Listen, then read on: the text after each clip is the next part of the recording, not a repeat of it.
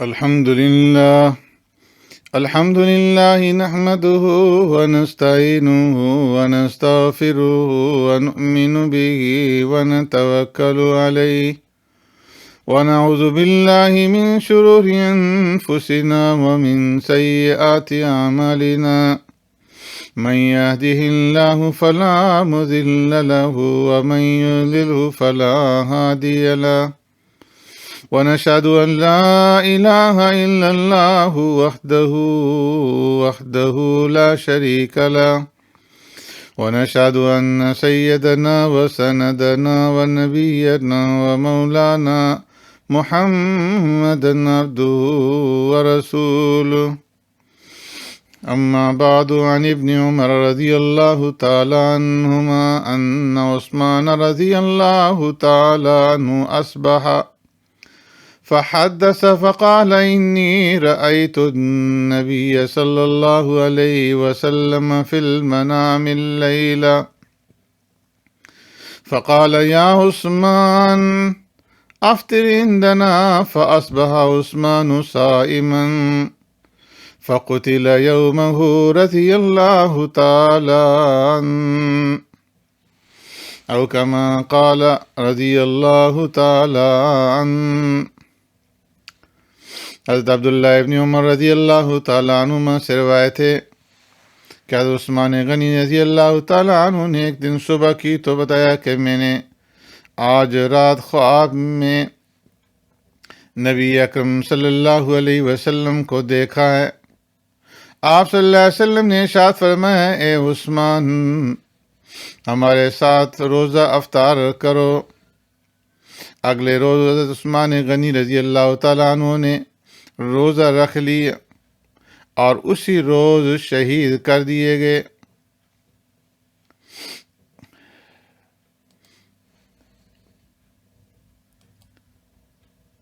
میرے معزز سامعین و ناظرین،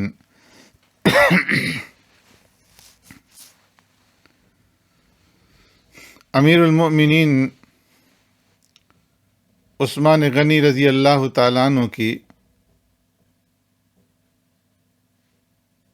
مظلومانہ شہادت کا ذکر ہو رہا ہے۔ جب امیر المؤمنین عثمان غنی رضی اللہ تعالیٰ عنہ کا گھر کا محاصرہ 40 دن تک بلوائیوں نے کیے رکھا، اس دوران انہوں نے مظالم ڈھائے، کاشانہ خلافت کا نہایت ہی سختی کے ساتھ محاصرہ کیا، اور یہ محاصرہ 40 دنوں تک قائم رہا۔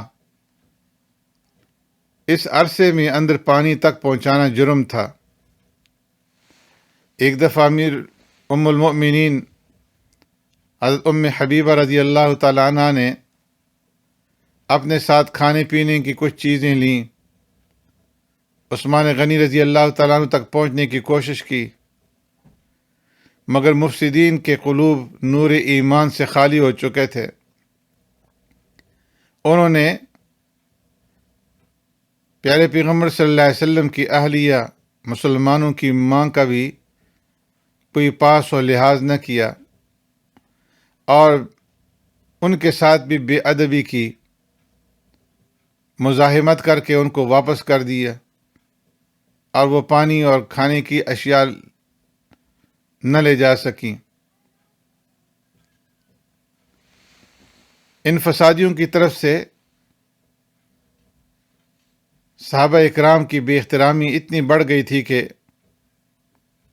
حضرت عبداللہ بن سلام، حضرت ابو ہریرہ، حضرت سعد بن وقاص اور زید بن ثابت رضی اللہ تعالیٰ عنہ جیسے اکابر صحابہ تک کی کسی نے نہ سنی اور ان کی توہین کی۔ حضرت علی رضی اللہ تعالیٰ عنہ نے عثمان غنی رضی اللہ تعالیٰ عنہ کے بلانے پر ان کے گھر کے اندر جانا چاہا، ان لوگوں نے انہیں بھی روک دیا۔ آپ نے مجبور ہو کر کے اپنا سیاہ عمامہ اتار کر قاصد کو دے دیا اور کہا کہ جو حالت ہے اس کو آپ دیکھ رہے ہیں، جا کر کے امیر المؤمنین کو بتا دو۔ بہت سارے صحابہ اکرام مدینہ چھوڑ کر چلے گئے۔ ام المومنین سیدہ طاہرہ حضرت عائشہ صدیقہ رضی اللہ تعالی عنہا نے حج کے سفر کا ارادہ فرما لیا۔ اکابر صحابہ اکرام نے ان حالات کے اندر گوشہ نشینی مناسب سمجھی۔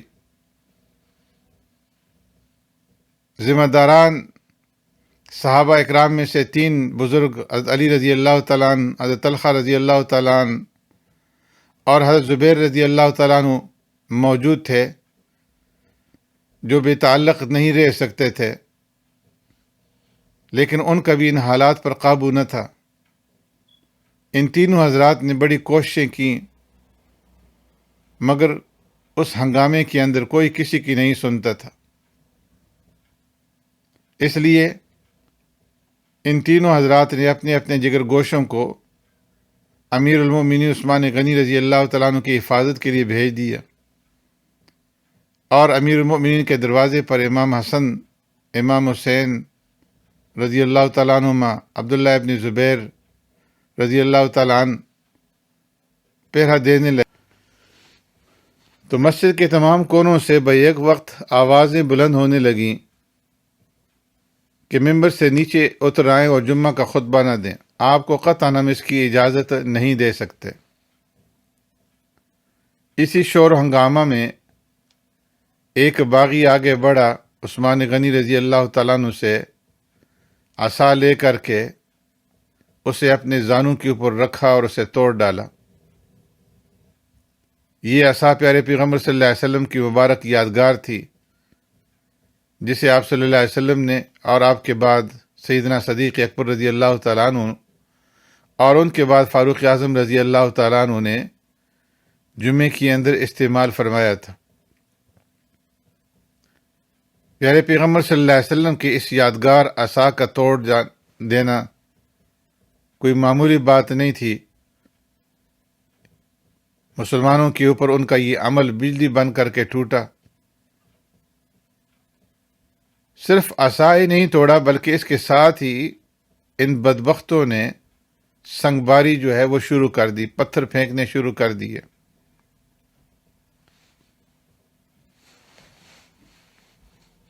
اور اس قدر پتھر پھینکے کہ عثمان غنی رضی اللہ تعالیٰ عنہ زخمی ہو گئے، اور بعض روایت کے اندر یہ کہ بے ہوش ہو کر کے ممبر سے گر پڑے۔ مسجد نبوی کی توہین۔ مسجد نبوی وہ مقام ہے کہ جہاں آواز بلند کرنا، بلند آواز سے بولنا جائز نہیں، اس لیے کہ پیارے پیغمبر صلی اللہ علیہ وسلم وہاں آرام فرما رہے ہیں۔ اور قرآن کریم کے اندر اللہ تبارک و تعالی نے فرمایا لا ترفعوا اصواتکم فوق صوت النبی، اے لوگو نبی کی آواز پر اپنی آواز کو بلند نہ کرو۔ آواز میں آہستگی اور پستی پیدا کرو تاکہ تمہارے بولنے میں آواز بلند نہ ہو جائے۔ یہ مقام ادب ہے، مگر ان باغیوں نے، ان بدبختوں نے اس ضابطے کو توڑ دیا۔ عثمان غنی رضی اللہ تعالیٰ عنہ کو اسی زخمی حالت کے اندر قصر خلافت پہنچایا گیا، اور جب آپ ہوش میں آئے تو سب سے پہلے انہوں نے سوال کیا کہ اہل مدینہ کا کیا حال ہے؟ اہل مدینہ کو کوئی تکلیف تو نہیں پہنچی؟ مدینہ اور اہل مدینہ کی اس قدر فکر تھی امیر المؤمنین عثمان غنی رضی اللہ تعالیٰ عنہ کو کہ اپنی فکر نہیں ہے، اپنی زخموں کی فکر نہیں ہے، مگر فکر ہے تو دیار رسول صلی اللہ علیہ وسلم کے مکینوں کی۔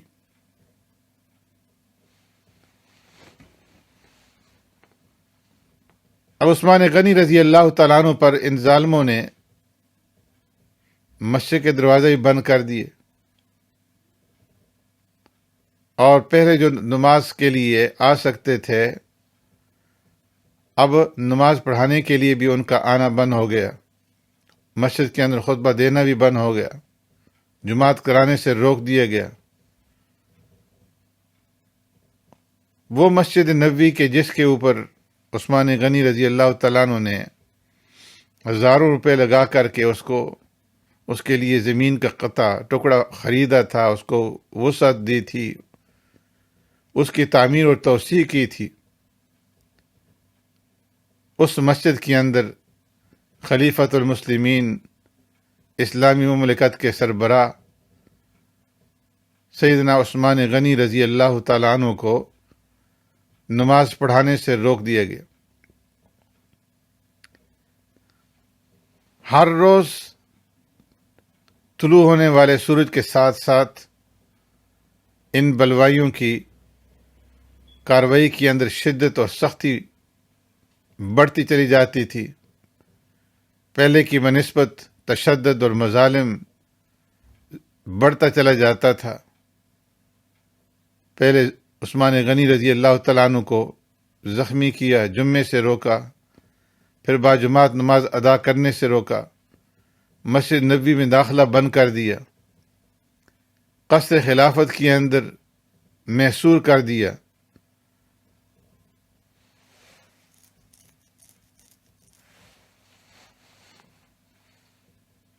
عثمان غنی رضی اللہ تعالیٰ عنہ نے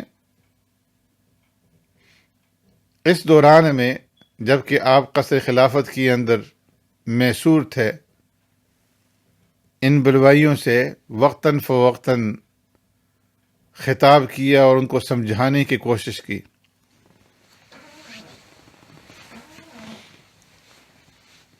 ابو امامہ بن سہل رضی اللہ تعالیٰ عنہ بیان فرماتے ہیں کہ میں سیدنا عثمان غنی رضی اللہ تعالیٰ عنہ کے پاس تھا جب وہ اپنے گھر میں محصور تھے۔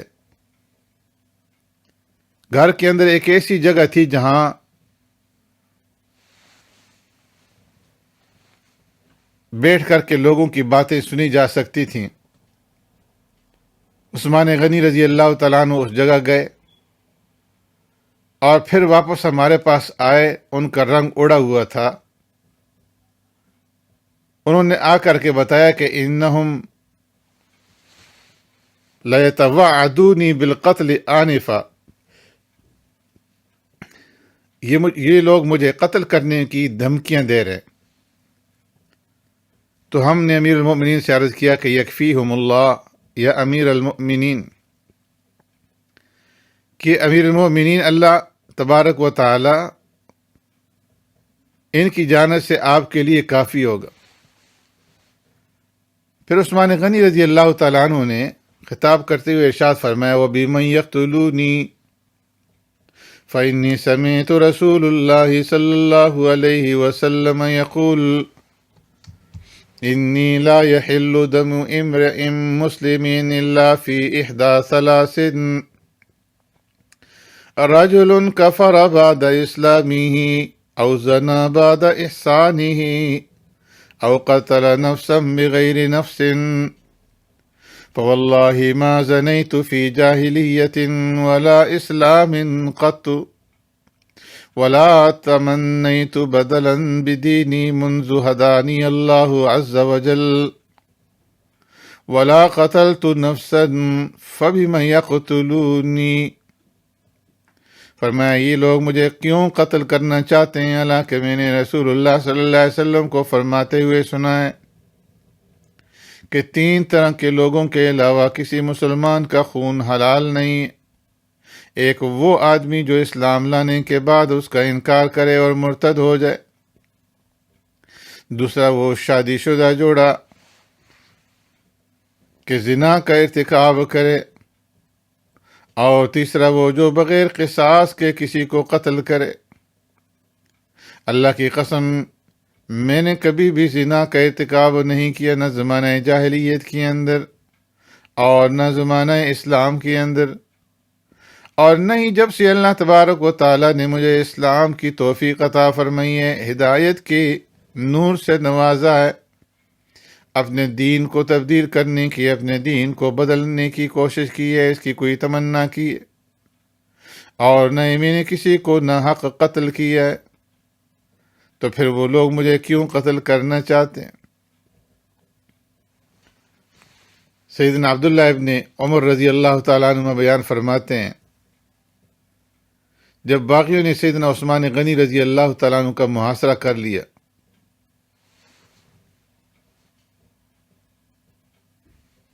تو انہوں نے اپنے ساتھیوں کی طرف، رفقا کی طرف متوجہ ہو کر فرمایا، علامہ تقتلونی فإنی سمعت رسول اللہ صلی اللہ علیہ وسلم یقول لا يحل دم امرئ مسلم الا بإحدى ثلاث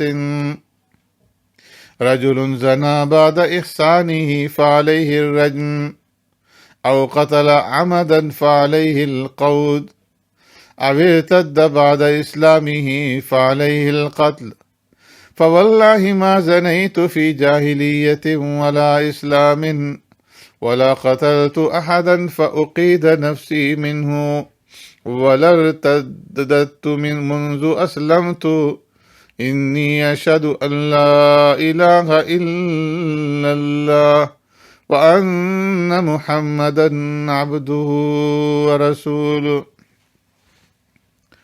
فرمایا تم لوگ مجھے کس بنا پر قتل کرو گے، حالانکہ میں نے پیارے پیغمبر صلی اللہ علیہ وسلم کو یہ ارشاد فرماتے ہوئے سنا۔ آپ فرما رہے تھے کسی مسلمان کا خون حلال نہیں سوائے تین طرح کے لوگوں کے۔ وہ آدمی جو شادی کے بعد زنا کا ارتکاب کرے تو اسے رجم کیا جائے گا، وہ شخص جو قتل عمد کا مرتکب ہو اسے قصاص کے اندر قتل کر دیا جائے گا، یا وہ شخص جو اسلام لانے کے بعد مرتد ہو جائے تو اسے بھی قتل کر دیا جائے گا۔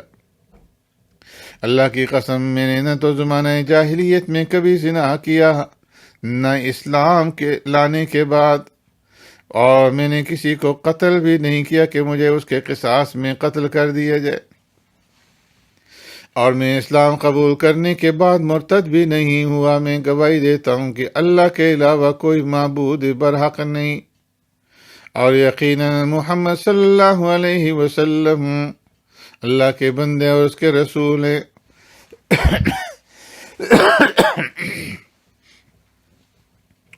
ایک روایت کے اندر ہے کہ سیدنا عثمان غنی رضی اللہ تعالیٰ عنہ محاصرے کے دوران آپ نے ان لوگوں کی طرف خطاب کرتے ہوئے ارشاد فرمایا، یا ایھا الناس لا تقتلونی واستتیبونی فواللہ لئن قتلتمونی لا تسلون جميعا ابدا ولا تجاهدون عدوا جميعا ابدا ولا تختلفن حتى تسيروا هكذا وشبك بين اصابعه ثم قال ويا قوم لا يجرمنكم شقاقي ان يصيبكم مثل ما اصاب قوم نوح او قوم ہود او قوم صالح وما قوم لوط منکم ببعید۔ فرمایا او لوگو مجھے قتل نہ کرو، اگر میری کوئی غلطی ہے تم مجھ سے اس کی توبہ کروا لو، کیونکہ اللہ کی قسم اگر تم نے مجھے قتل کر ڈالا تو تم کبھی بھی سب مل کر کے نماز ادا نہیں کر سکو گے، اور نہ کبھی مل کر دشمن سے جہاد کر سکو گے، اور تم باہم اختلاف کرتے رہو گے یہاں تک کہ تم اس طرح باہم دشمن ہو جاؤ گے۔ پھر آپ نے اپنی انگلیاں ایک ہاتھ کی دوسرے ہاتھ کے اندر داخل کیں اور یہ آیت تلاوت کی، وَيَا قَوْمِ لَا يَجْرِمَنَّكُمْ شِقَاقِي أَن يُصِيبَكُمْ، اور اے میری قوم میری مخالفت تمہیں اس کا مستحق ہرگز نہ بنا دے۔ ان یصیبکم مثل ما صاب قوم نوح او قوم ہود او قوم صالح وما قوم لوط منکم ببعید، کہ تمہیں اس جیسی مصیبت آ پہنچے جو قوم نوح کو، قوم ہود کو یا قوم صالح کو پہنچی، اور لوط کی قوم بھی ہرگز تم سے کچھ دور نہیں ہے۔ ثمامہ بن خزن القشیری رحمۃ اللہ تعالی علیہ، جو جلیل القدر تابعی ہیں، فرماتے ہیں کہ میں سیدنا عثمان غنی رضی اللہ تعالیٰ عنہ کی شہادت کے دن بیت خلافت میں حاضر ہوا اور انہیں حالات سے مطلع کیا تو آپ نے باغیوں کو مخاطب کرتے ہوئے فرمایا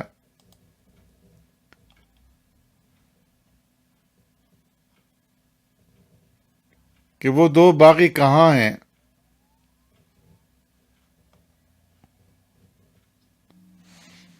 انہیں میرے پاس بلاؤ۔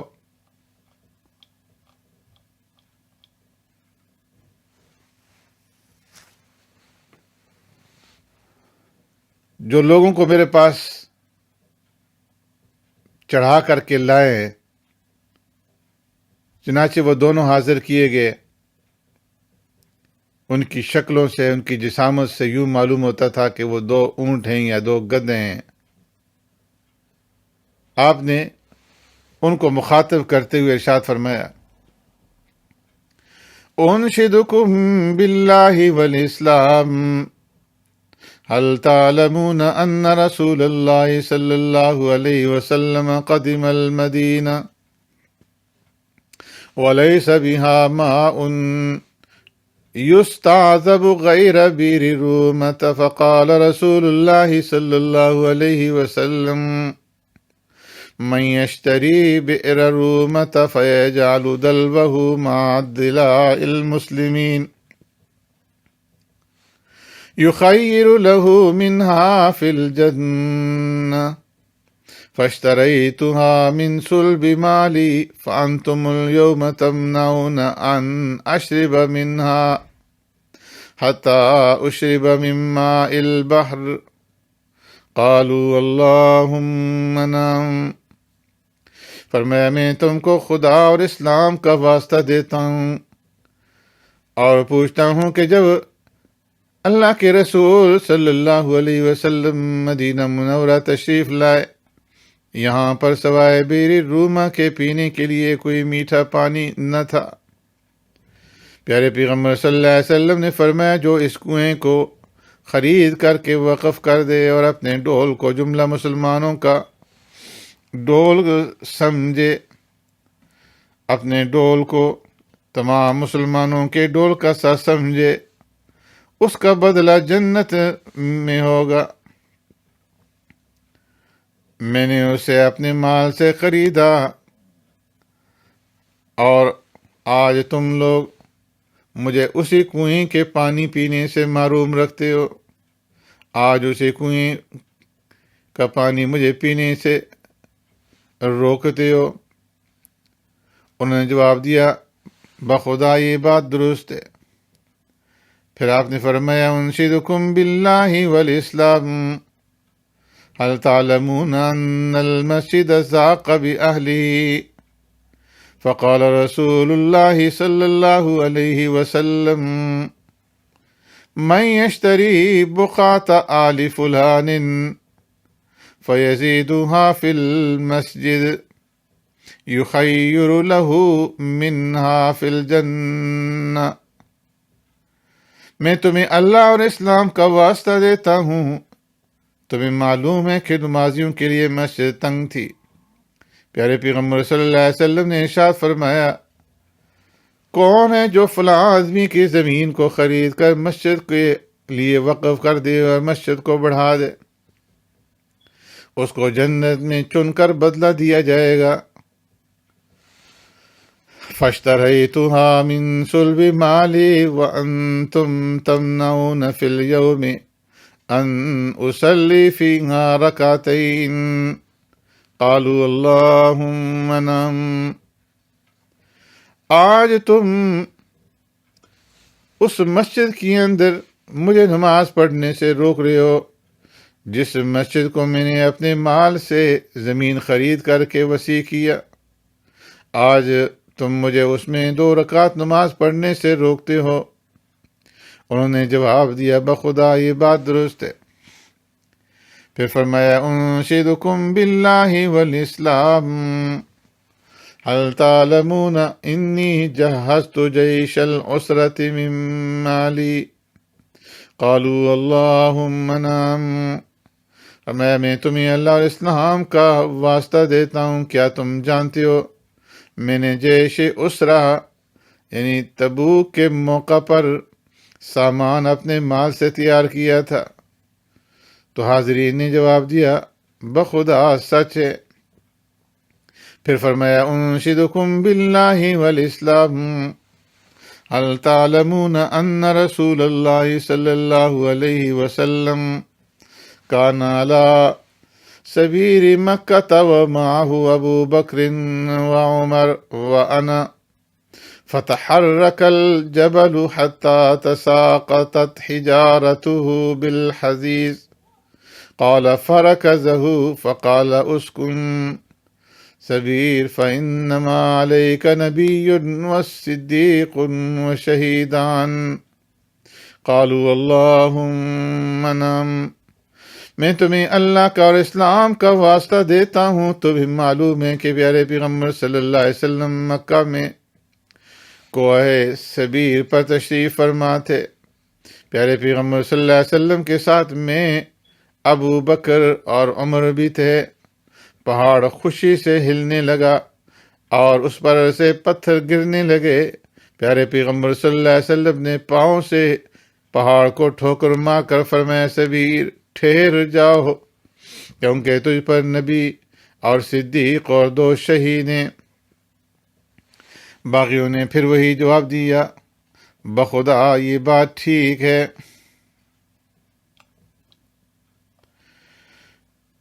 تو امیر المومنین عثمان غنی رضی اللہ تعالیٰ عنہ نے فرمایا اللہ اکبر شہیدوا لی ورب الکعبۃ انی شہید ثلاثا۔ اللہ اکبر کا نعرہ لگایا اور فرمایا میرے لیے شہادت ادا کر دی اور اب بخدا میں شہید ہوں۔ 3 بار اسی جملہ کو دہرایا، یعنی میں گواہ ہوں۔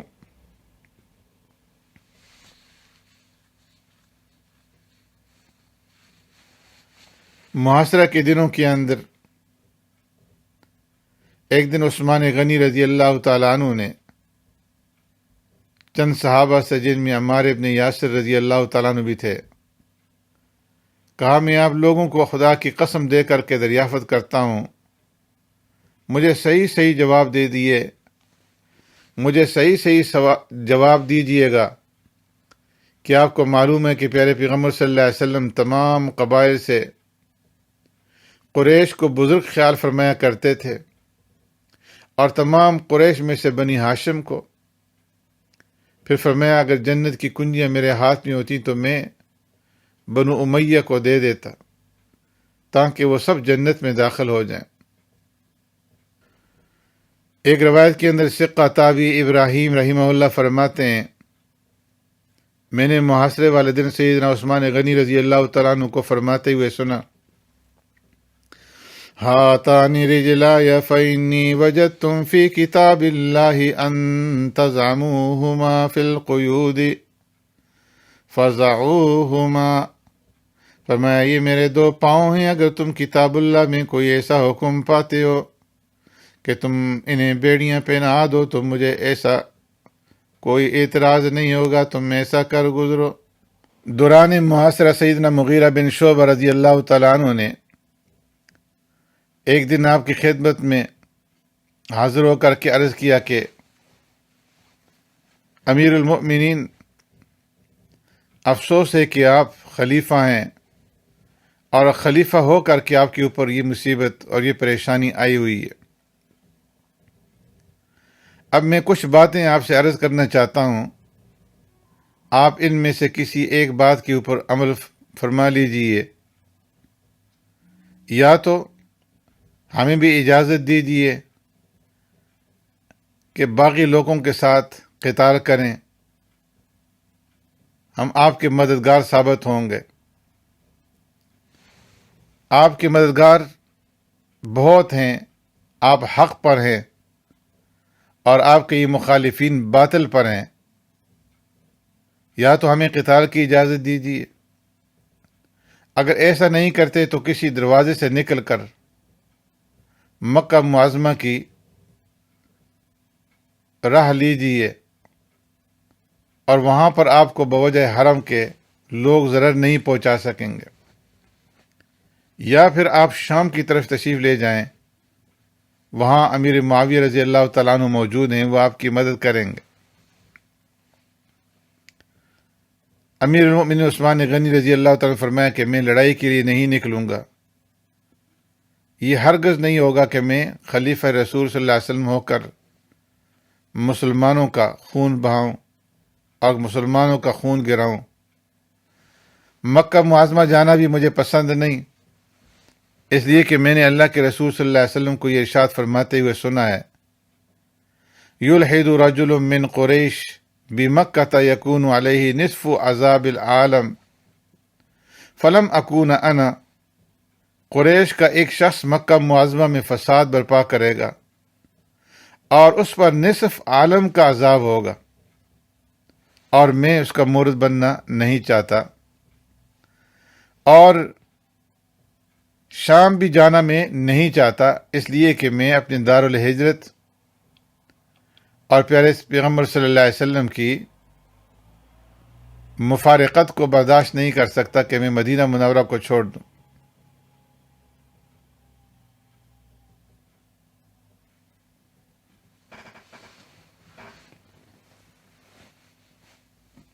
اس لیے کہ مدینہ منورہ میرا دار ہجرت ہے، فلن افارق دار ہجرتی و مجاورت رسول اللہ صلی اللہ علیہ وسلم۔ میں اپنے دار ہجرت مدینہ منورہ اور پیارے پیغمبر صلی اللہ علیہ وسلم کا قرب اور آپ صلی اللہ علیہ وسلم کی ہمسائیگی نہیں چھوڑ سکتا۔ کس قدر پیار ہے مدینہ منورہ کے ساتھ، اور کس قدر پیار ہے پیارے پیغمبر صلی اللہ علیہ وسلم کے ساتھ، کہ جان تو دے دی مگر اللہ کے رسول صلی اللہ علیہ وسلم کی جوار اور ان کا پڑوس، اس سے دوری اختیار کرنا، اس سے دوری برداشت نہیں کی۔ اور امت کا کتنا غم ہے کہ میں کسی مسلمان کا خون اپنی وجہ سے نہیں بہاؤں گا، کہ میری وجہ سے کسی مسلمان کا خون بہے۔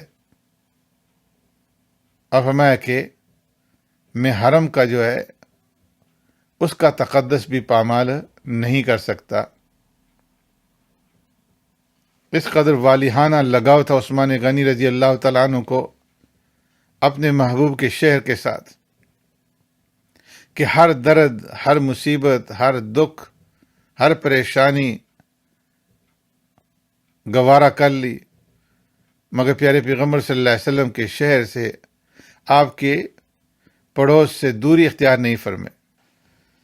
اس لیے کہ عثمان غنی رضی اللہ تعالیٰ عنہ پیارے پیغمبر صلی اللہ علیہ وسلم کا یہ ارشاد جانتے تھے، من استطاع ان يموت في المدینة فلیمت بها فإنی اشفع لمن يموت بها، کہ جو آدمی مدینہ میں دفن ہونے کی کوشش کرے گا، یہاں وفات پائے گا، میں اس کی شفاعت کروں گا۔ عثمان غنی رضی اللہ تعالیٰ عنہ شہید مدینہ، عثمان غنی رضی اللہ تعالیٰ عنہ مدفون مدینہ ہے۔ عثمان غنی رضی اللہ تعالیٰ عنہ کو مدینے والے کی شفاعت بھی ملی۔ سیدنا عبداللہ ابن زبیر رضی اللہ تعالیٰ عنہما نے محاصرے کے دن سیدنا عثمان غنی رضی اللہ تعالیٰ عنہ سے عرض کی، امیر المومنین آپ باہر نکلیں، ان باغیوں سے لڑیں، آپ کے ساتھ وہ لوگ ہیں جن کی اللہ تعالیٰ نے اس وقت بھی مدد کی تھی جب وہ اس سے بھی کم تھے۔ اللہ کی قسم ان لوگوں سے لڑنا حلال ہے۔ اس پر سیدنا عثمان غنی رضی اللہ تعالیٰ عنہ نے لڑائی سے انکار کرتے ہوئے فرمایا، من کان لی علیہ سمع و طاعۃ فلیطع عبداللہ بن زبیر، فرمایا جس پر میری سمع و اطاعت فرض ہے وہ عبداللہ ابن زبیر کی اطاعت کرے۔ سیدنا عثمان غنی رضی اللہ تعالیٰ عنہ نے انہیں اس دن بیت خلافت کا امیر مقرر فرمایا، اور خود آپ رضی اللہ تعالیٰ عنہ اس دن روزے کی حالت میں تھے۔ سیدنا عبداللہ ابن عامر رضی اللہ تعالیٰ عنہ بیان فرماتے ہیں کہ جب سیدنا عثمان غنی رضی اللہ تعالیٰ عنہ بیت خلافت میں میسور تھے، میں اس وقت ان کے ساتھ تھا۔ انہوں نے فرمایا اعزموا علی من کان لنا علیہ سمع وطاعۃ لما کف یدہ وسلاحہ فإن أعظمكم عندي غناء اليوم من کف یدہ وسلاحہ۔ فرمایا جس شخص پر میری سمع و اطاعت واجب ہے، جو آدمی میری اطاعت اور فرمانبرداری کو ضرور جانتا ہے، میں اسے قسم دیتا ہوں کہ وہ اپنے ہاتھ اور ہتھیار روکے رکھے۔ آج میرا سب سے بڑا مددگار وہ ہے جو اپنے ہاتھ اور ہتھیار کو روک کر رکھے گا۔ ایک روایت میں سیدنا عبداللہ ابن عامر رضی اللہ تعالیٰ عنہ بیان فرماتے ہیں، میں نے عثمان غنی رضی اللہ تعالیٰ عنہ کو سنا، آپ نے ارشاد فرمایا ان اعظمکم عندی غناء من کف سلاحہ ویدہ۔ تم میں سے میرا سب سے بڑا معاون و مددگار وہ ہے جو آج اپنے ہتھیار اور ہاتھ روک کر کے رکھے گا۔ بار بار عثمان غنی رضی اللہ تعالیٰ عنہ یہی لوگوں کو ترغیب دیتے رہے کہ میری وجہ سے کوئی کسی کا خون کا ایک قطرہ بھی نہ بہائے۔ عبید اللہ بن عدی رحمہ اللہ فرماتے ہیں کہ وہ عثمان غنی رضی اللہ تعالیٰ عنہ کے پاس اس وقت حاضر ہوئے جب آپ محصور تھے، نظر بند تھے۔ اس وقت بلوائیوں نے مسجد پر قبضہ کیا ہوا تھا اور مصلے کے اوپر بھی ان کا قبضہ تھا۔ نماز بھی وہ ان میں سے ایک آدمی جس کا نام عبد الرحمن ابن ادیس تھا وہ پڑھا رہا تھا۔ امیر المؤمنین عثمان غنی رضی اللہ تعالیٰ عنہ سے پوچھا گیا انک امام عامۃ ونزل بک ما نرى ویصلی لنا امام فتنۃ ونتحرج۔ آپ سب لوگوں کے امیر ہیں، آپ ایک ایسی آزمائش سے دوچار ہیں جسے ہم دیکھ رہے ہیں، اور صورتحال یہ کہ فتنہ برپا کرنے والوں کا امام ہمیں نماز پڑھا رہا ہے، ہمیں اس کے پیچھے نماز پڑھتے ہوئے تنگی محسوس ہوتی ہے، تو ہمیں کیا کرنا چاہیے؟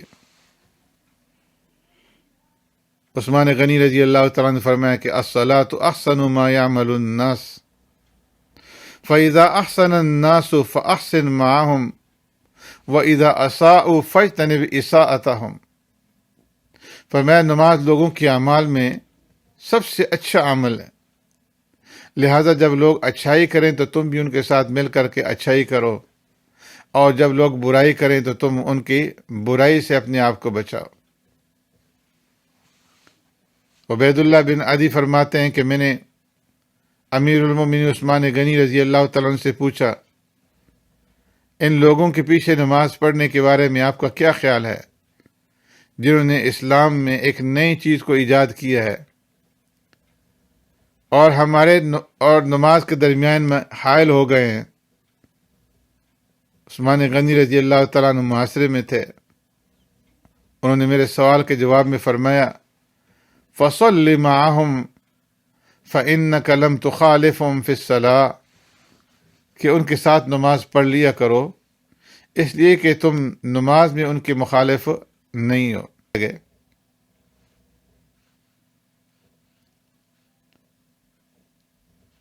کاشانہ خلافت کا محاصرہ کرنے والے جو بلوائی اور باغی تھے، ان کو سمجھانے کے لیے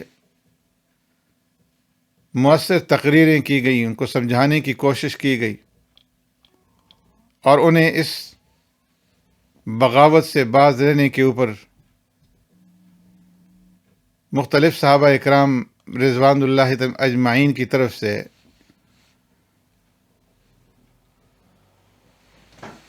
سمجھانے کی کوشش فرمائی گئی۔ سیدنا عبداللہ ابن السلام رضی اللہ تعالیٰ عنہ نے محاصرین کو خطاب کرتے ہوئے ارشاد فرمایا لا تقتلوه فوالله لا يقتله رجل منكم الا لقی اللہ اجزم لا بد له وان سیف اللہ لم یزل محمورا۔ فرمایا لوگو تم عثمان رضی اللہ تعالیٰ عنہ کو قتل نہ کرو، تم میں سے جو کوئی شخص ان کو قتل کرے گا وہ اللہ تبارک و تعالیٰ سے کوڑی ہو کر ملے گا۔ اللہ کی تلوار اب تک نیام میں ہے، لیکن اگر تم نے ان کو قتل کر دیا تو خدا کی قسم واللہ ان قتلتموہ لَيَلِنَّهُ اللَّهُ ثُمَّ لَا يَحْمِدُهُ عَنْكُمْ أَبَدًا۔ تو خدا کی قسم وہ تلوار کو میان سے کھینچ لے گا اور پھر وہ قیامت تک میان میں نہ جائے گی۔ فرمایا وما قتل نبی قط الا قتل 70,000 ولا خلیفة الا قتل بی 35,000 قبل ان یجتمعوا۔ فرمایا لوگو جب کوئی نبی قتل کیا جاتا ہے تو 70,000 مرد قتل کیے جاتے ہیں، اور جب کوئی خلیفہ قتل کیا جاتا ہے تو 35,000 جانوں کو اس کے بدلے میں قتل کیا جاتا ہے، تب وہ قوم پھر جمع ہوتی ہے۔ حضرت علی رضی اللہ تعالیٰ عنہ نے جب ان بلوائیوں کو سمجھایا اور نہیں سمجھے، اور حضرت علی رضی اللہ تعالیٰ عنہ کو اپنے مطالبات امیر المومنین کو پہنچانے کے اوپر مجبور کیا، تو اس وقت امیر المومنین عثمان غنی رضی اللہ تعالیٰ عنہ کو مخاطب کرتے ہوئے حضرت علی رضی اللہ تعالیٰ عنہ نے یوں ارشاد فرمایا واللہ ما ادری ما اقول لك ما اعرف شيئا تجهله انك لتعلم ما نعلم ما سبقناك بشيء فنخبرك عنه ولا خلونا بشيء فنبلغك هو وقد رأيت كما رأينا وسمعت كما سمعنا وصحبت رسول الله صلی اللہ علیہ وسلم كما صحبنا وما ابن ابی قحافة ولا ابن الخطاب اولا بعمل الحق۔ فرمایا بخدا میں نہیں جانتا کہ آپ سے کیا کہوں، میں کوئی ایسی بات نہیں جانتا جس کی آپ کو خبر نہ ہو، میں کوئی امر ایسا نہیں بتلا سکتا جس سے آپ واقف نہ ہوں۔ جتنا علم آپ کو ہے اتنا ہی ہم کو ہے، ہم کو آپ پر کسی شے کے اندر سبقت نہیں جس کی خبر ہم آپ کو دے سکیں۔ ہم نے آپ سے علیحدہ کچھ نہیں سیکھا جس کی آپ کو تبلیغ کر سکیں۔ جو کچھ ہم نے دیکھا وہ آپ نے بھی دیکھا، اور جو کچھ ہم نے اللہ کے رسول صلی اللہ علیہ وسلم سے سنا وہ آپ نے بھی سنا۔ وَأَنْتَ أَقْرَبُ إِلَىٰ رَسُولِ اللَّهِ صلی اللہ علیہ وسلم۔ آپ رسول اللہ صلی اللہ علیہ وسلم کی صحبت میں رہے جیسے کہ ہم رہے۔ آپ ابو بکر اور عمر رضی اللہ تعالیٰ عنہما سے بھی عمل حق میں اولا، آپ سے وہ اولا نہ تھے۔ آپ ان دونوں سے بڑھ کر رسول اللہ صلی اللہ علیہ وسلم سے قرابت داری رکھتے ہیں۔ آپ کو نبی کریم صلی اللہ علیہ وسلم کے داماد ہونے کی عزت حاصل ہے جو ان دونوں کو حاصل نہ تھی۔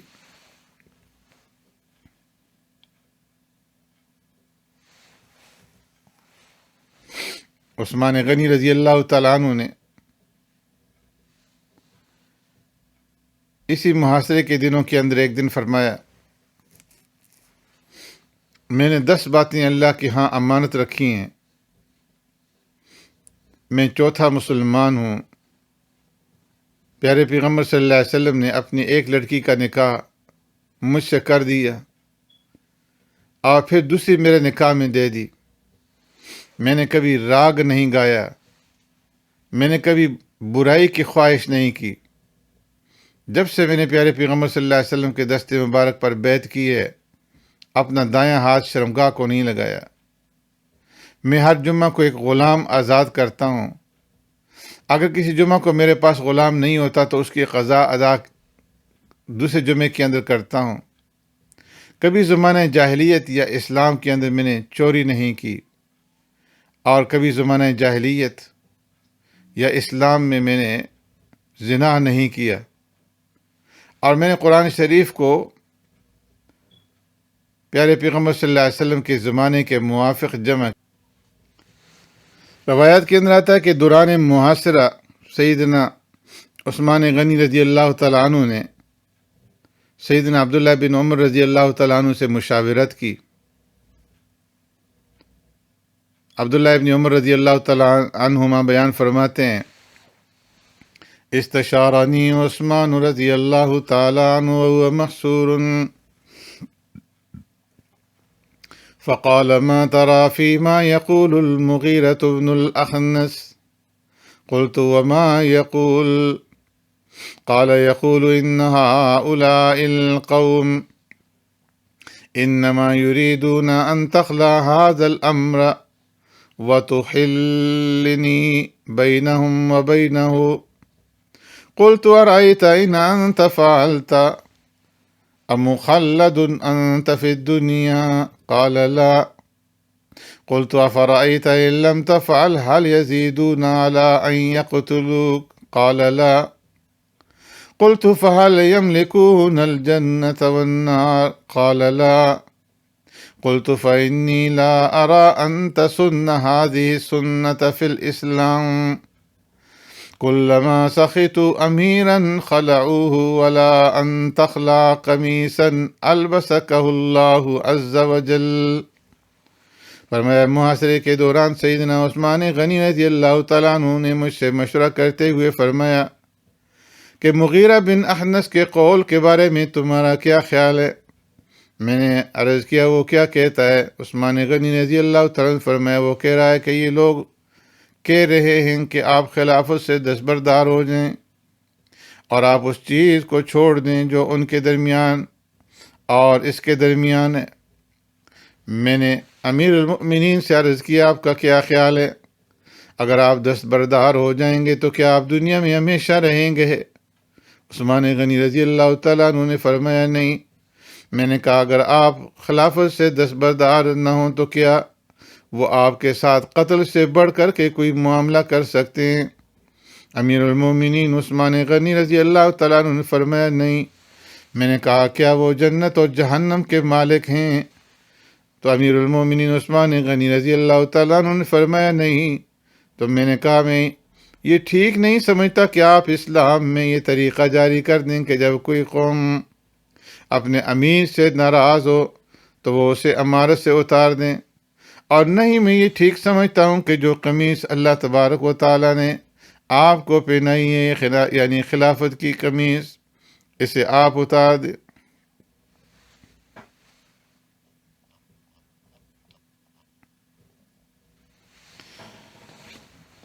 سیدنا علی رضی اللہ تعالیٰ عنہ اور اہل بیت سیدنا عثمان غنی رضی اللہ تعالیٰ عنہ کا بڑا احترام فرماتے تھے اور ان کے حق خلافت کے معترف تھے.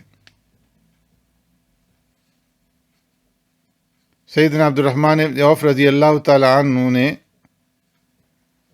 جب خلافت کے لیے مشورے کے بعد عثمان غنی رضی اللہ تعالیٰ عنہ کا نام پیش کیا، اور مسجد نبی میں سب سے پہلے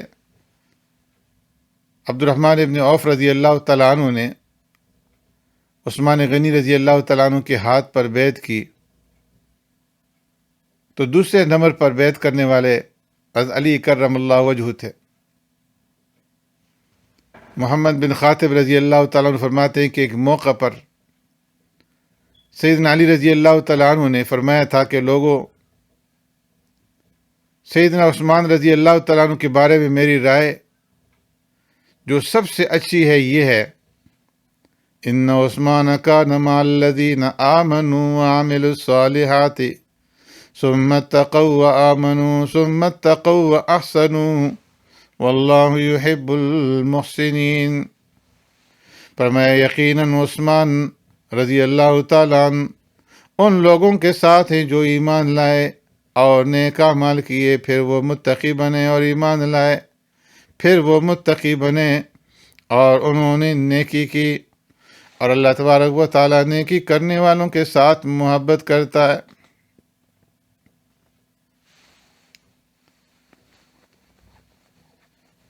روایت کے اندر آتا ہے کہ جب سیدنا عثمان غنی رضی اللہ تعالیٰ عنہ پر مسلسل سنگباری کی جانے لگی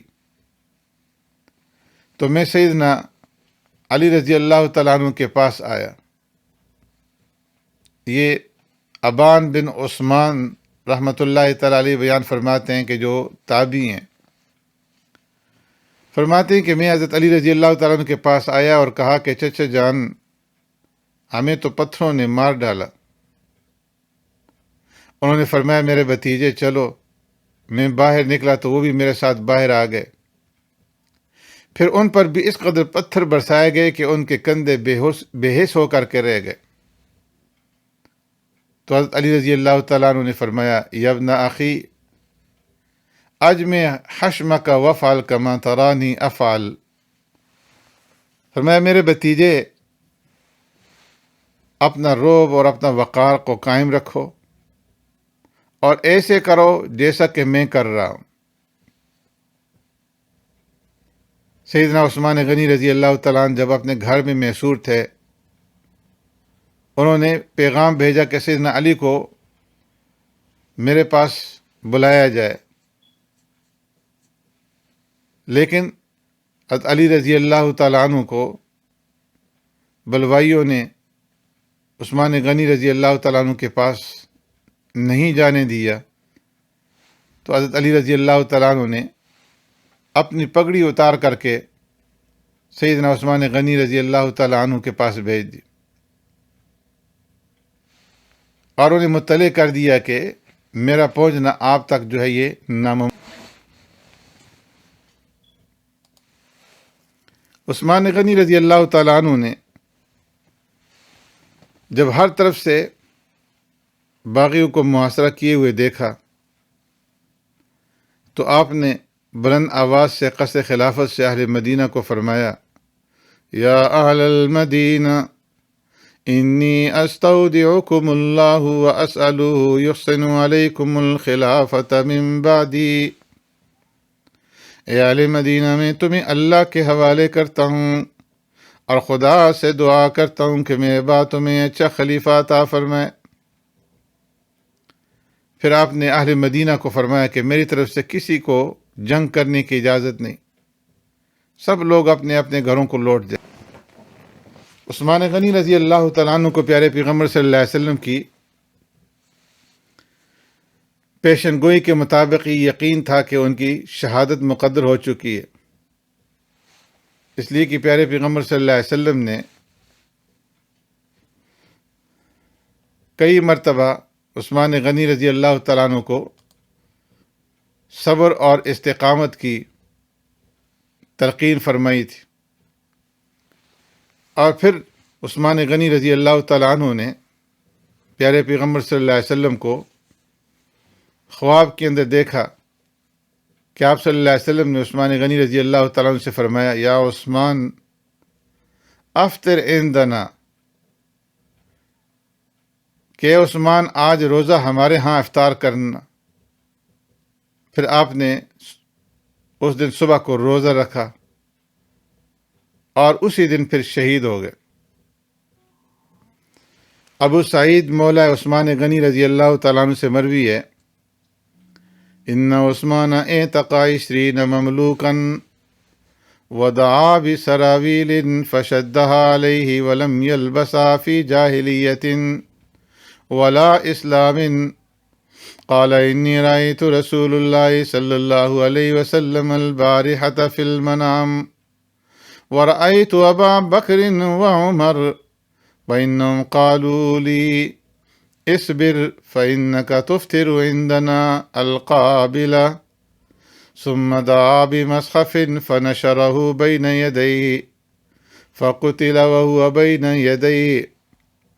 وروي الإمام أحمد هذا الحديث عن نائلة زوجة عثمان فرمایا عثمان غنی رضی اللہ تعالیٰ عنہ جس دن شہید ہوئے اس دن 20 غلام انہوں نے آزاد فرمائے اور پھر پائجامہ منگا کر پہنا۔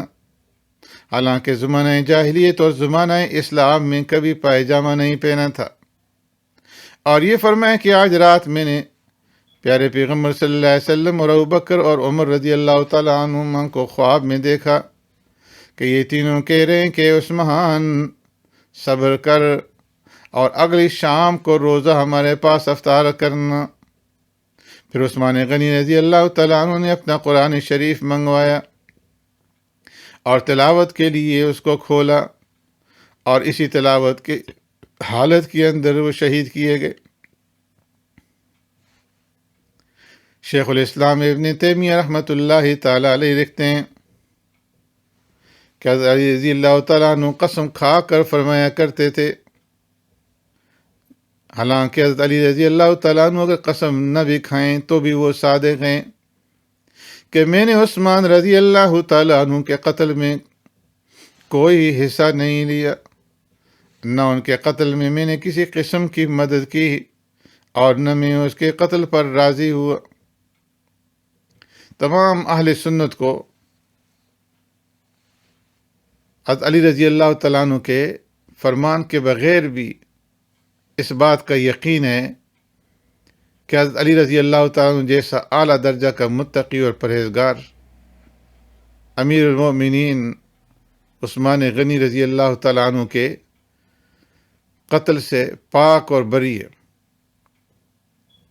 وہ بری ہیں اس بات سے کہ عثمان غنی رضی اللہ تعالیٰ عنہ کے قتل میں کسی قسم کی مدد کریں یا وہ ان کے قتل کے اوپر راضی ہوں۔ باغیوں کو یہ فکر تھی کہ اگر محاصرہ کرنے کی خبر دور دور تک پھیل گئی تو باہر سے فوج آ جائیں گی، اور ادھر حج کے دن بھی ختم ہونے کے قریب تھے۔ امیر المؤمنین کا یہ حال سن کر کے حج کے فوراً بعد لوگ بھی مکہ سے مدینہ کا رخ کر لیں گے، ہم اپنے مقصد کے اندر کامیاب نہ ہو سکیں گے۔ اس لیے انہوں نے فیصلہ کیا کہ جلد از جلد عثمان غنی رضی اللہ تعالیٰ عنہ کو شہید کر دیا جائے۔ محاصرے کے 40 دن پورے ہو چکے تھے۔ بلوائی پورے عزم کے ساتھ دروازے کی طرف بڑھے، جہاں حسن، حسین ابن زبیر اور محمد بن طلحہ وغیرہ رضوان اللہ اجمعین پہرا دے رہے تھے، تو انہوں نے آگے بڑھنے نہیں دیا۔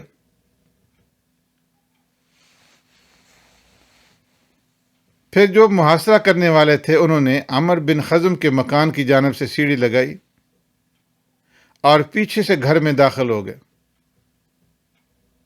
انہوں نے گھر میں داخل ہو کر کے عثمان غنی رضی اللہ تعالیٰ عنہ کو دیکھا کہ قرآن کریم کی تلاوت کے اندر مصروف ہیں۔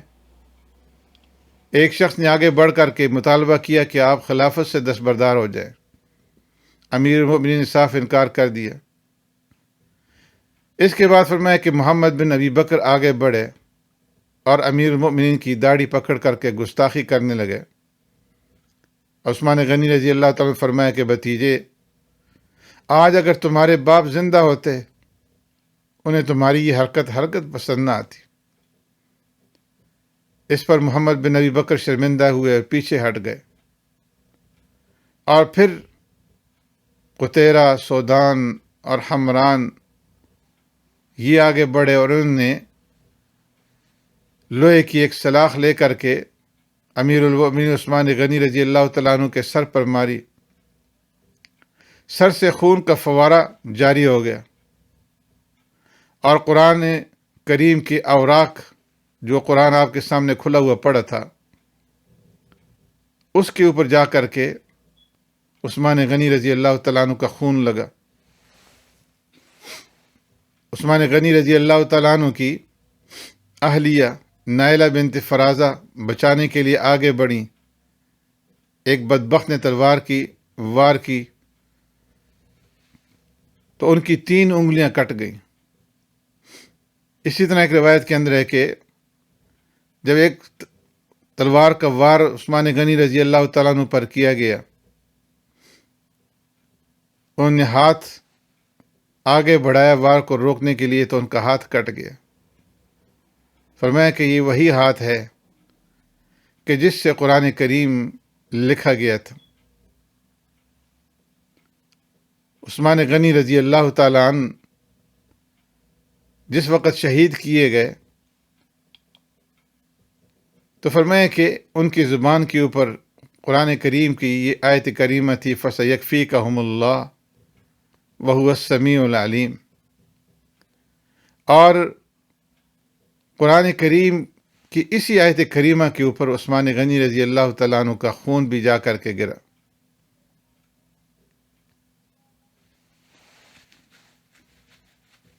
ایک بدبخت عمر بن الحق امیر المومنین عثمان غنی رضی اللہ تعالیٰ عنہ کے سینے پر چڑھ بیٹھا اور جسم کے مختلف حصوں کے اوپر اس نے پے در پے نیزوں کے 9 زخم لگائے۔ ایک شخص نے سر مقدس کاٹنے کی کوشش کی تو عثمان غنی رضی اللہ تعالیٰ عنہ کی اہلیہ نائلہ اور ام بنین نے چلا کر لاش پر اپنے آپ کو گرا دیا۔ ابن ادیس نے کہا جانے دو، سر نہ کاٹو، اس کے سر سے ہمیں کوئی سروکار نہیں۔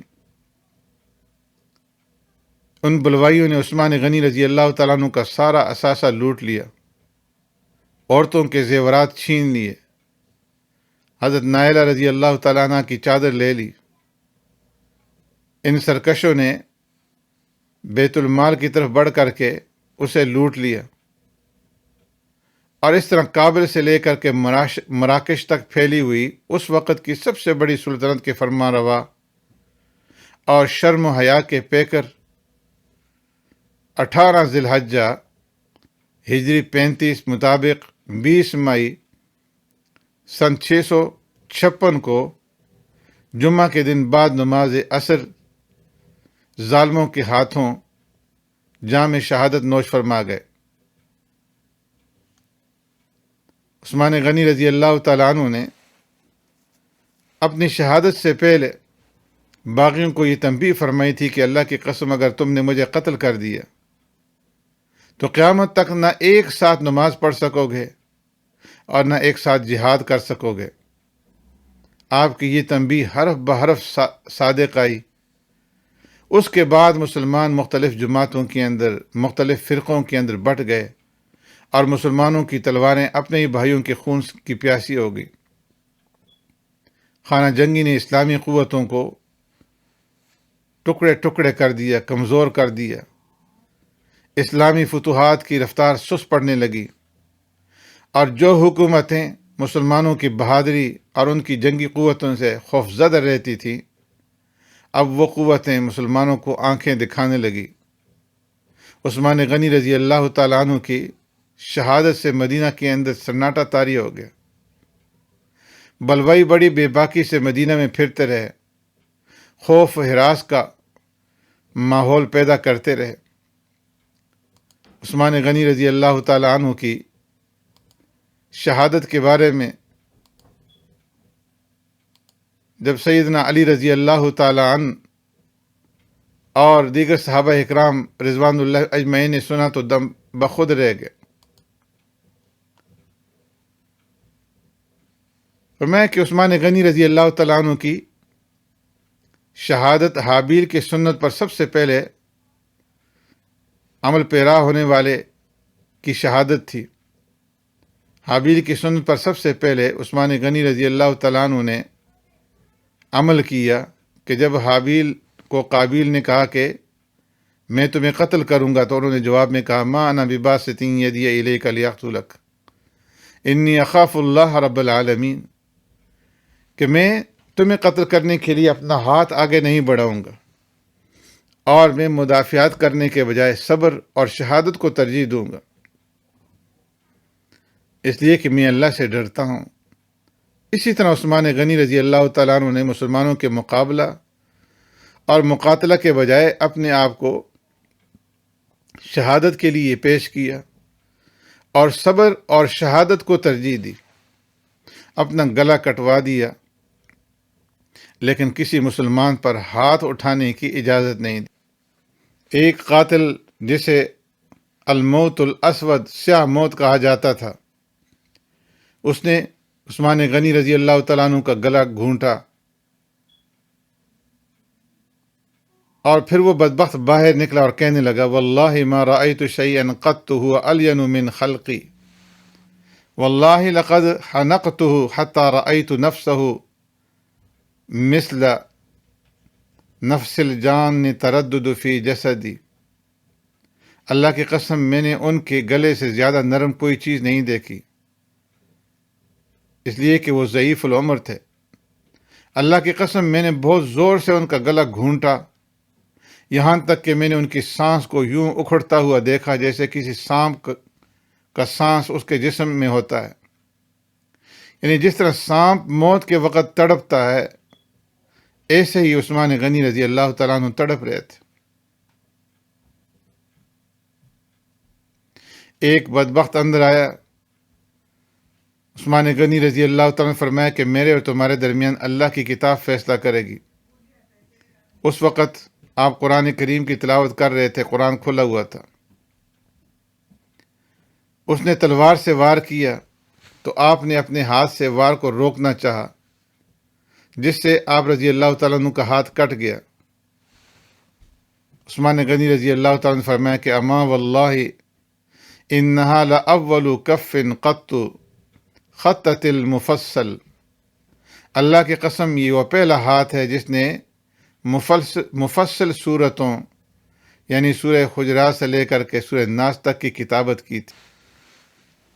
معزز سامعین، اسلام کی تاریخ قربانیوں اور شہادتوں سے بھری پڑی ہے، لیکن عثمان غنی رضی اللہ تعالیٰ عنہ کی شہادت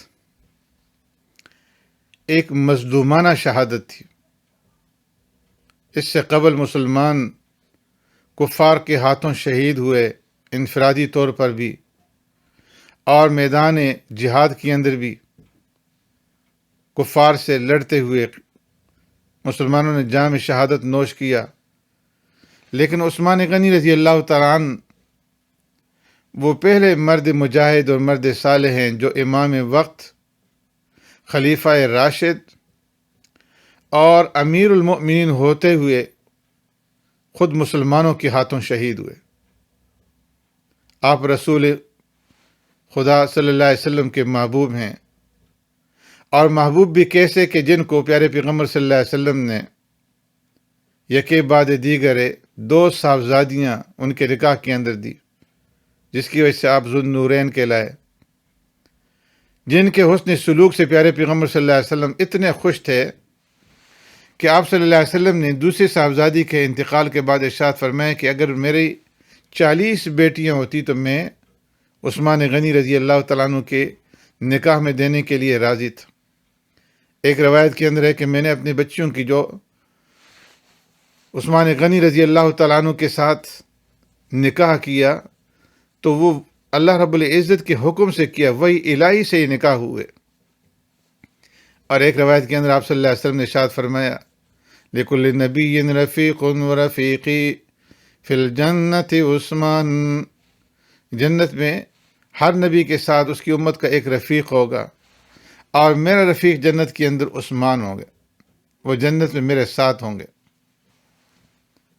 عثمان غنی رضی اللہ تعالیٰ عنہ کو انتہائی مظلومیت کی حالت کے اندر شہید کیا گیا، جو کاتب وحی تھے۔ ام المؤمنین سیدہ طاہرہ عائشہ صدیقہ رضی اللہ تعالیٰ عنہ فرماتی ہیں بخدا عثمان غنی رضی اللہ تعالیٰ عنہ پیارے پیغمبر صلی اللہ علیہ وسلم کے پاس بیٹھے ہوتے تھے، اور پیارے پیغمبر صلی اللہ علیہ وسلم پر اس حال میں وحی نازل ہوتی کہ آپ صلی اللہ علیہ وسلم اپنی پشت سے مجھ سے سارا لگائے ہوئے ہوتے تھے، اور عثمان غنی رضی اللہ تعالیٰ عنہ سے فرماتے تھے کہ لکھو۔ عثمان غنی رضی اللہ تعالیٰ عنہ وحی الہی کو لکھا کرتے تھے۔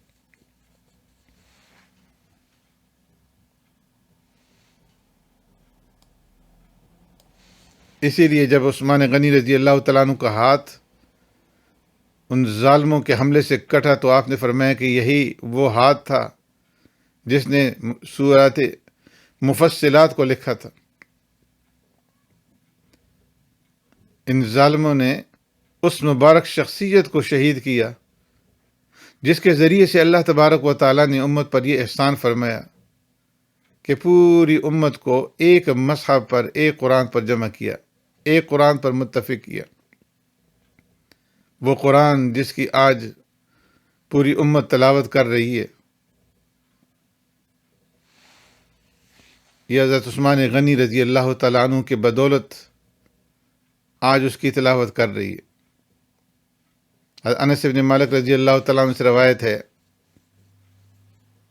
کہ حضرت حذیفہ رضی اللہ تعالیٰ عنہ آرمینیا اور آذربائیجان کے فتح کے بعد، جو عثمان غنی رضی اللہ تعالیٰ عنہ کے دور خلافت کے اندر ہوئی تھی، مدینہ منورہ تشریف لائے۔ عثمان غنی رضی اللہ تعالیٰ عنہ سے عراق اور شام میں قراءت قرآن کے اندر مسلمانوں کے اختلاف کا ذکر کیا، تشویش کا اظہار کیا اور کہا کہ امیر المومنین، یہود و نصارہ کی طرح کہیں کتاب اللہ میں اختلاف ہونے سے پہلے اس کا تدارک کر لیجیے۔ امیر المومنین عثمان غنی رضی اللہ تعالیٰ عنہ نے ام المؤمنین حضرت حفصہ رضی اللہ تعالیٰ عنہ سے صدیق اکبر رضی اللہ تعالیٰ عنہ کے زمانے کا جمع کیا ہوا مصحف منگوایا، اور آپ نے اس مصحف کو قریش کی زبان کے موافق لکھوایا، اور قریش کی زبانی میں چونکہ قرآن کریم نازل ہوا تھا، اس مصحف کی نقول پوری بلاد اسلامیہ کے اندر بھیج دی۔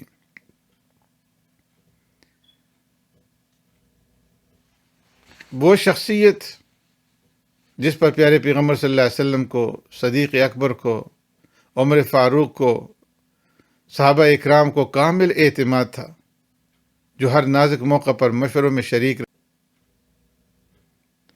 اس عالی مقام بزرگ کو شہید کیا گیا کہ جس سے خدا بھی راضی تھا اور اللہ کا رسول بھی راضی تھا۔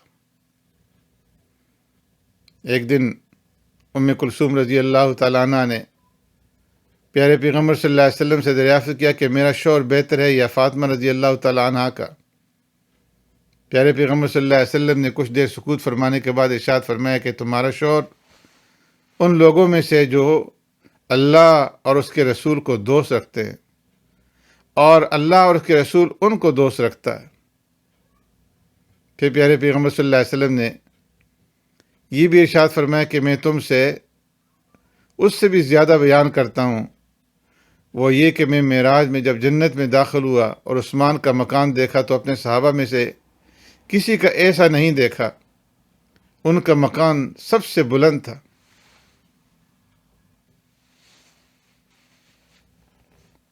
عثمان غنی رضی اللہ تعالیٰ عنہ پر ان بلوائیوں نے 40 دن تک پانی بند کیے رکھا اور ایک مشکیزہ پانی کا جو ہے ان تک پہنچنے نہیں دیا، جنہوں نے خود اپنے خطاب کے اندر فرمایا کہ تم اس بیر روما کا پانی مجھ پر بند کر رہے ہو کہ جسے میں نے خود خرید کر کے وقف کیا تھا۔ ام المؤمنین ام حبیبہ رضی اللہ تعالیٰ عنہ نے کوشش کی پانی پہنچانے کی، نہیں پہنچا سکیں۔ حضرت علی کرم اللہ وجہہ نے کوشش کی پانی پہنچانے کی، لیکن نہیں پہنچا سکے۔ باغیوں نے نیزوں کے پھلوں سے ان کے مشکیزے کو جو ہے توڑ دیا، ام المؤمنین کی شان کے اندر گستاخی کی۔ میدان کربلا کے اندر یہی واقعہ حضرت حسین رضی اللہ تعالیٰ عنہ کے ساتھ پیش آیا۔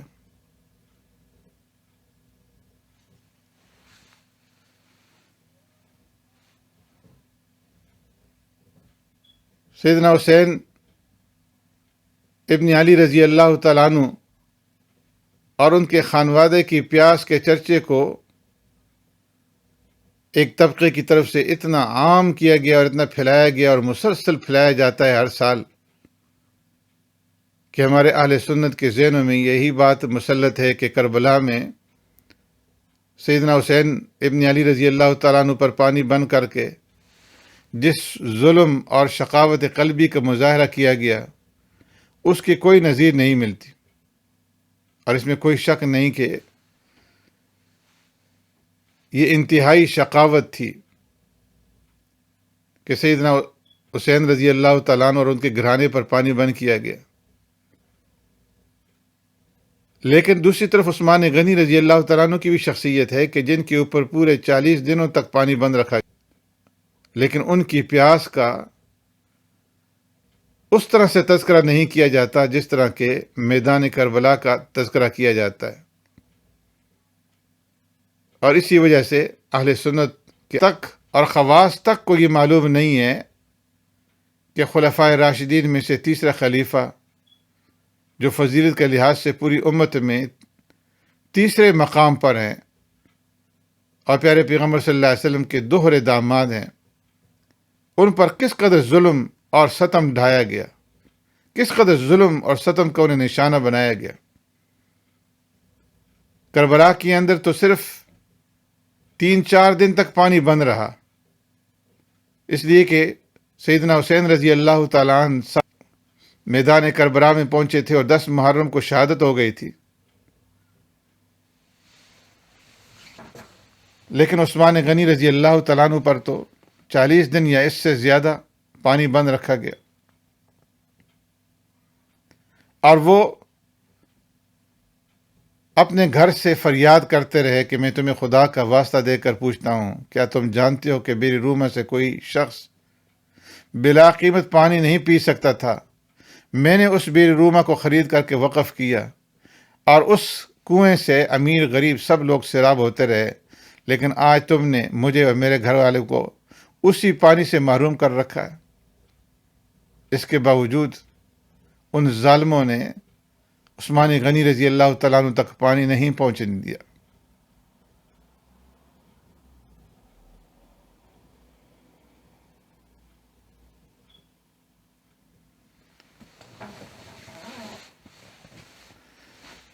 تو ایک طبقے کی طرف سے آج حسین رضی اللہ تعالیٰ عنہ کی شہادت پر مظلومیت کا اس قدر رنگ چڑھایا جاتا ہے کہ عثمان غنی رضی اللہ تعالیٰ عنہ کی مظلومیت بالکل آنکھوں سے اوجھل ہو گئی۔